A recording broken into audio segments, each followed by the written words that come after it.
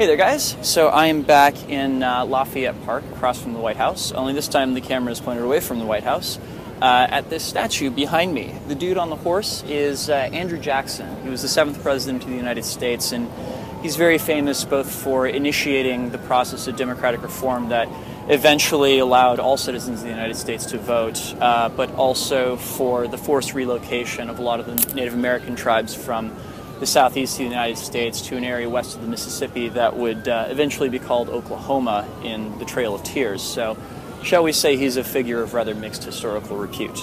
Anywho, today's trick comes from a Timmehtek video that Timmy put out last week, and I'm really digging some of the stuff this kid's coming up with. Specifically, it starts off with a same time, same direction anti-spin flower.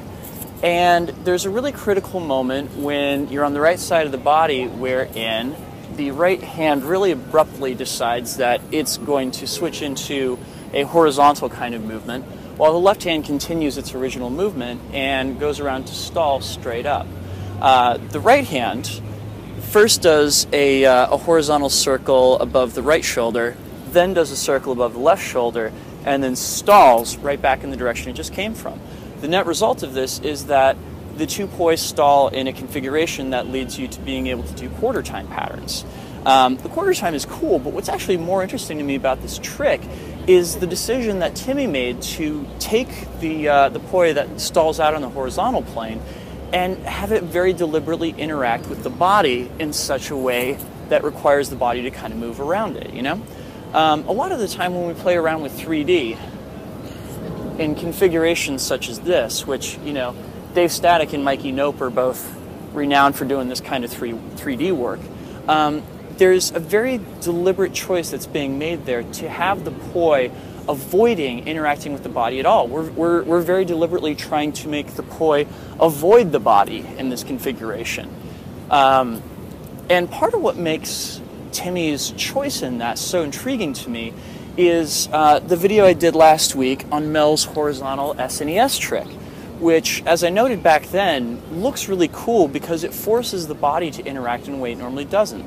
There's, you know, there's kind of a stereotype of tech spinners as being people that just stand in one spot and do all kinds of tricks, right?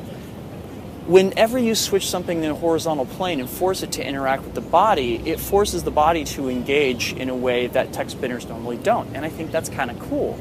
And it actually inspired me to start playing around with more kind of horizontal movements and see if I could find options likewise that would force my body to interact in different ways.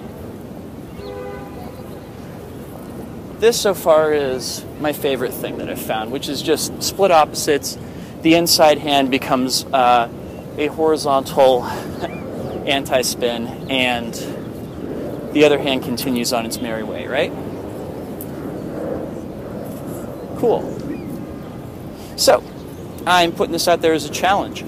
Take some of that horizontal work you guys have been doing out there, and rather than trying to get it away from the body, very deliberately make it go towards the body. Get your body out of the way and see what happens as a result of that. And I think some really cool experiments will come out of that. So yeah, thank you guys for watching, and have yourselves a great week. Peace.